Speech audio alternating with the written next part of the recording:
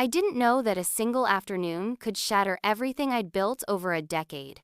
My name is Alexandra, and until 6 months ago, I was the Chief Innovation Officer at Meridian Technologies, the company my grandfather founded, my father expanded, and I was meant to inherit.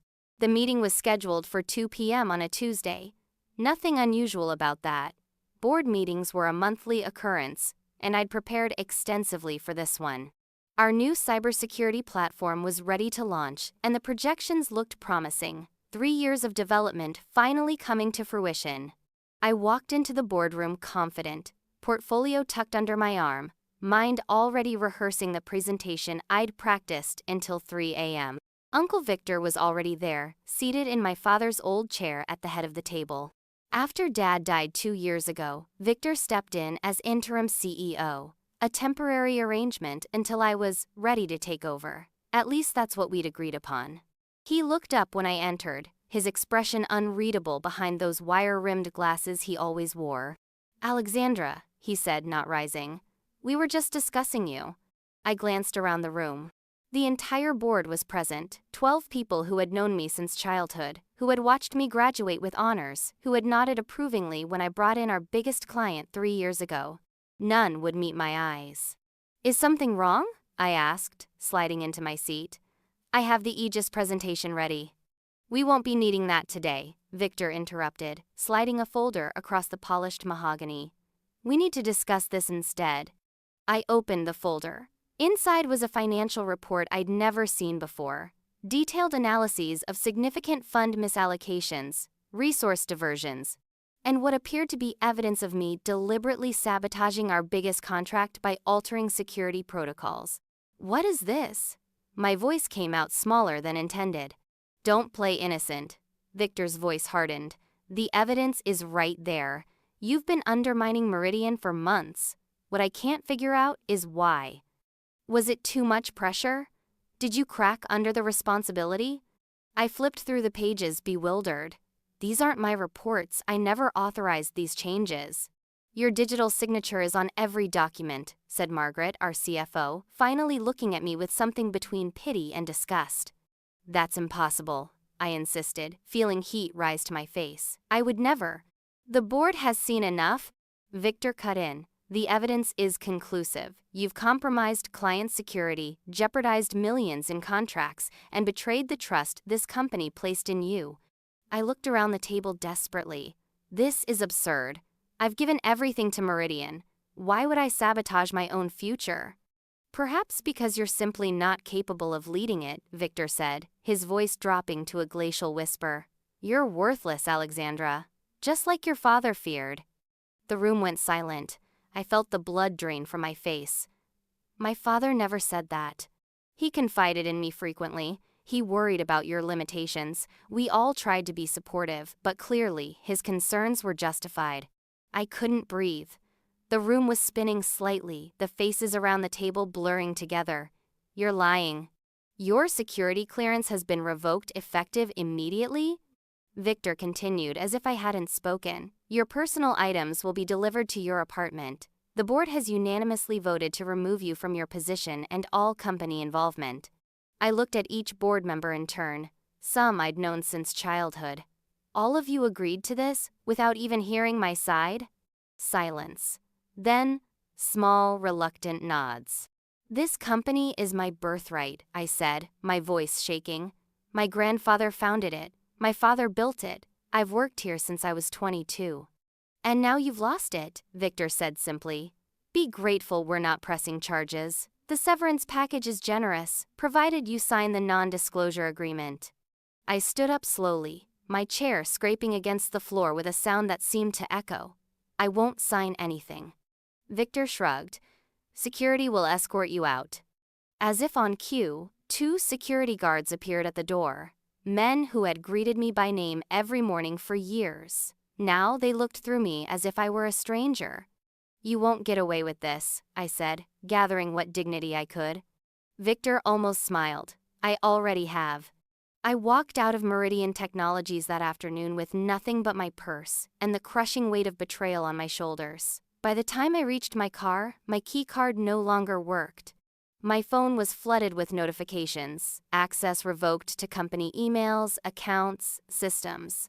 They'd moved with astonishing efficiency, as if they'd planned this takedown for months. Which, as I would soon discover, they had. The first week was a blur of shock and disbelief. I barely left my apartment, ignoring calls from concerned friends, staring at the ceiling as I replayed the board meeting over and over. None of it made sense. The documents they'd shown me were elaborate fabrications. They had to be.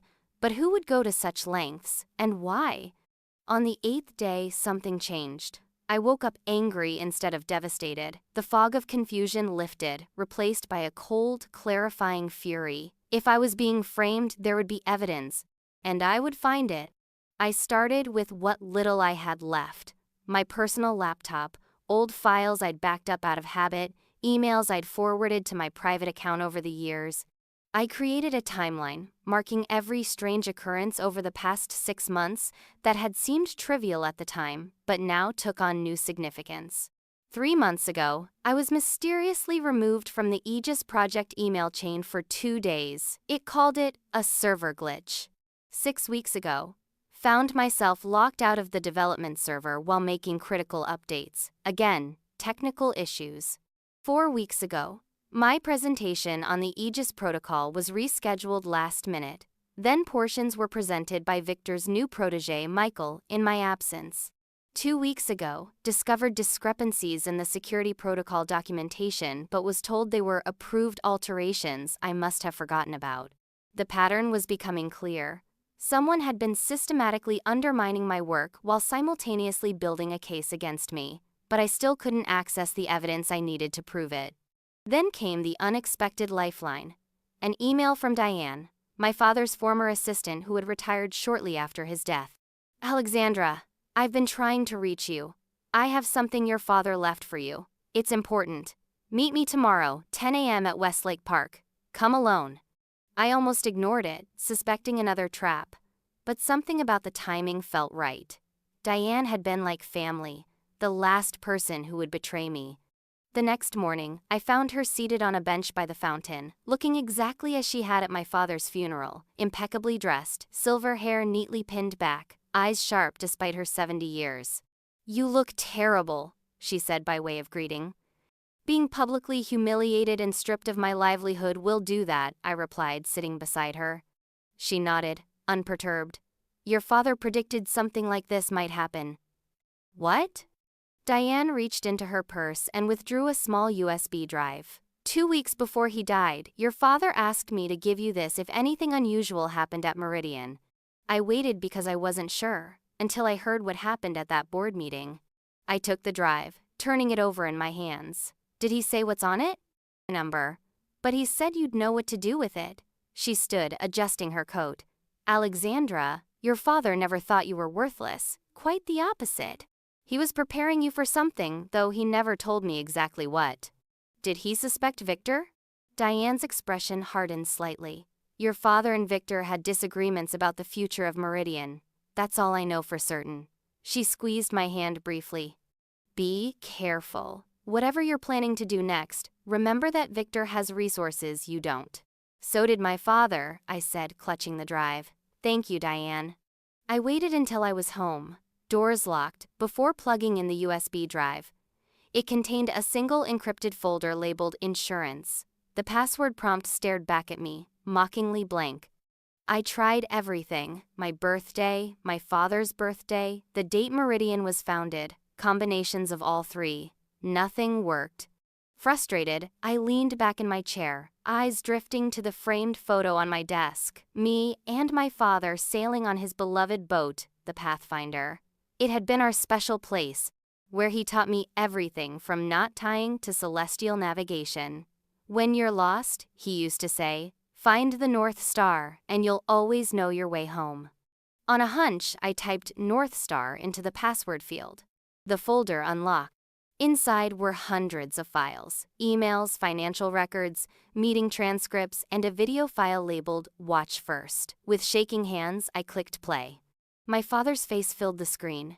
He looked tired, thinner than I remembered, but his eyes were alert. This must have been recorded shortly before he died. "Alexandra, he began. If you're watching this, then my suspicions were correct, and Victor has made his move against you.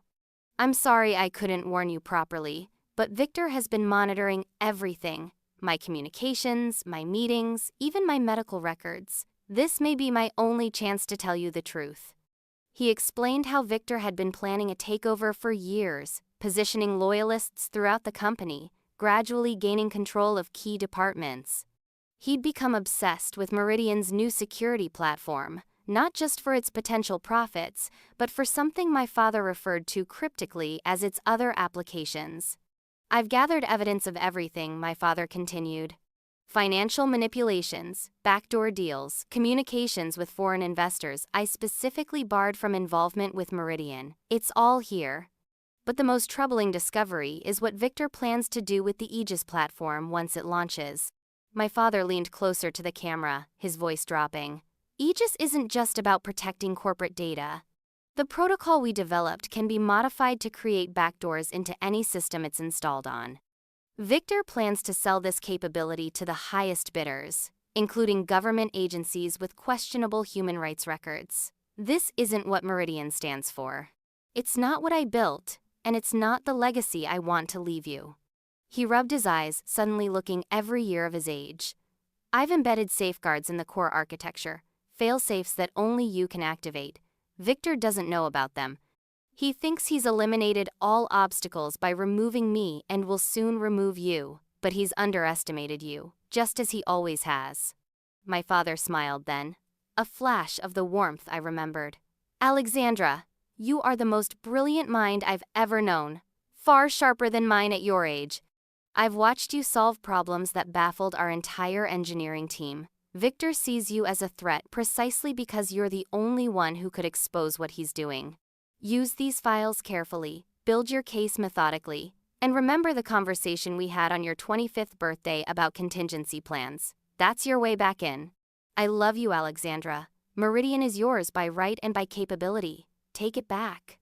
The video ended. I sat in stunned silence, the implications washing over me in waves. Then I began sorting through the files, reading every document, cross-referencing every claim. By dawn, I had a clear picture of what had happened, and what I needed to do next. It took 3 months of meticulous planning, 3 months of living in a small, rented room in a part of town where no one knew my name. 3 months of calling in favors from former colleagues who had left Meridian, building a network of allies who had their own reasons to distrust Victor. I found Rachel, my former lead developer, working at a startup across town. She'd been pushed out 6 months before me, another coincidence that now made perfect sense. I always knew something was off about how they treated you, she said when I showed her some of the evidence. They demoted me after I questioned changes to the Aegis protocol that didn't make sense. Those changes were never authorized by me, I told her. They were setting us both up. Rachel introduced me to Tomas, the security specialist who had abruptly resigned last year. He too had raised concerns about unusual modifications to the platform. Together, we began reconstructing what Victor had done to the Aegis protocol, and how to prove it had never been my work. My father's files provided the framework, but we needed current information from inside Meridian. That came from an unexpected source, Michael, Victor's protege, who approached me at a coffee shop where I'd been working. Don't be alarmed, he said, sliding into the seat across from me. I know what Victor did to you. I tensed, ready to leave. How did you find me? I've been looking for weeks. I need your help. His voice dropped to a whisper. Victor promised me advancement, recognition for my work. Instead, he's taking credit for everything I develop while making me implement changes that compromise the entire system. Why should I trust you? I asked. He slid a flash drive across the table. Because I've been gathering my own evidence, and because I know what they're planning next. The Aegis launch is in 3 weeks. Once it goes live with these modifications, there's no going back. Michael became our inside man, carefully documenting every alteration Victor ordered, every meeting where my name was mentioned, every comment about the unfortunate necessity of my removal. He recorded Victor boasting to investors about the additional capabilities of Aegis that would never appear in the official documentation. Meanwhile, I reached out to my grandfather's old friend, Judge Eleanor Harmon, a woman who had known me since childhood and who sat on multiple corporate ethics boards. I shared enough evidence to convince her something seriously wrong was happening at Meridian without revealing our full strategy. "This is troubling, Alexandra," she said, reviewing the documents. "If even half of this is true, it represents a major breach of corporate governance and possibly federal law." "Will you help me?" I asked. She considered me carefully. "Bring me irrefutable proof, and I'll make sure it reaches the right people." The final piece fell into place when I remembered my father's cryptic reference to my 25th birthday. We had sailed that day, anchoring in a secluded cove where he had shown me something unexpected, a small safe embedded in the boat's cabin. "Every captain needs a secure place for important documents," he'd said, demonstrating how the biometric lock responded only to our fingerprints. "Sometimes the safest place for secrets is hiding in plain sight." The boat had been in storage since his death. I hadn't been able to bear the thought of sailing without him. Now, I drove to the marina with renewed purpose. The Pathfinder looked smaller than I remembered, slightly weathered from lack of use. Inside the cabin, everything was exactly as we'd left it. The safe, concealed behind a panel of polished teak, opened at the press of my thumb. Inside was a single manila envelope containing legal documents, notarized, witness statements detailing Victor's earlier attempts to wrest control of Meridian, evidence of his tampering with my father's medication during his illness, and most crucially, an amendment to my father's will that had never been presented to the board. It stated explicitly that in the event of any dispute over company leadership, a specific protocol must be followed, one that required an independent audit of all executive decisions. "Oh, Dad," I whispered. "You knew all along." 2 days before the Aegis launch, we made our move. Judge Harmon convened an emergency meeting of major shareholders, bypassing the board entirely. I presented our evidence methodically, dispassionately, as Michael, Rachel, and Tomas provided technical verification of every claim. When Victor burst in, 20 minutes late, and already shouting about unauthorized gatherings, he found himself facing not just me, but a room full of increasingly angry investors. "This is absurd," he sputtered, glaring at me. She was removed for incompetence and potential criminal negligence. "Interesting choice of words," I replied calmly, queuing up a recording Michael had provided, Victor explicitly instructing him to alter security protocols and sign them with my digital credentials. "Would you like to explain to everyone why you ordered these changes under my name?" "Or perhaps," Judge Harmon interjected, "you'd prefer to address the evidence suggesting you deliberately altered your brother's medication during his final illness? The timing of his decline correlates rather precisely with your increased access to his home." The color drained from Victor's face. "That's a malicious lie." "We have testimony from the home health nurse," I said, "and the pharmacy records." I hadn't wanted to believe this particular accusation, but the evidence had become impossible to ignore. My father hadn't just died, he had been helped along the way. The meeting lasted 4 hours. By the end, the shareholders had unanimously voted to suspend Victor pending a full investigation, appoint an interim management committee, and delay the Aegis launch until the platform could be thoroughly reviewed. Victor was escorted from the building by the same security team that had once removed me. As he passed, he hissed, "This isn't over." "Actually," I replied, "it is. The FBI has some questions about those international clients you've been courting. They're waiting outside." 6 months later, I sat in what had been my father's office, and briefly, Victor's, reviewing the final report on the reconstructed Aegis platform. The back doors were gone, the security protocols restored to their original integrity. Meridian's reputation had taken a hit, but our transparency throughout the crisis had salvaged much of our clients' trust. Victor was awaiting trial on multiple charges, from corporate espionage to criminal negligence in my father's death. Most of the board had resigned, replaced by individuals I personally vetted for both expertise and integrity. Rachel now headed the development team, Tomas had returned to lead security, and Michael, after proving his loyalty, was rebuilding our client relations department. A knock at the door interrupted my thoughts. Diane entered, carrying a small package. "This arrived for you," she said, setting it on my desk. "Special delivery." Inside was a wooden compass, beautifully crafted, with a note in Judge Harmon's handwriting. Your father always said you'd find your way home. Meridian is lucky to have its true north back. I placed the compass beside my computer, next to the photo of my father and me on the Pathfinder. The company was still healing, still rebuilding. So was I. But for the first time since that board meeting nearly a year ago, I felt the weight lifting from my shoulders. Victor had called me worthless in front of everyone who mattered, thinking he had orchestrated my complete destruction. He never understood that in trying to erase me, he had only revealed his own weakness. My father had seen it coming and had prepared me in his own way, not by warning me outright, but by teaching me to navigate through storms, to find my bearings when everything seemed lost. Sometimes betrayal comes from those closest to you.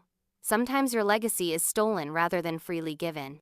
But as my grandfather used to say, what's taken through deception can never truly be possessed.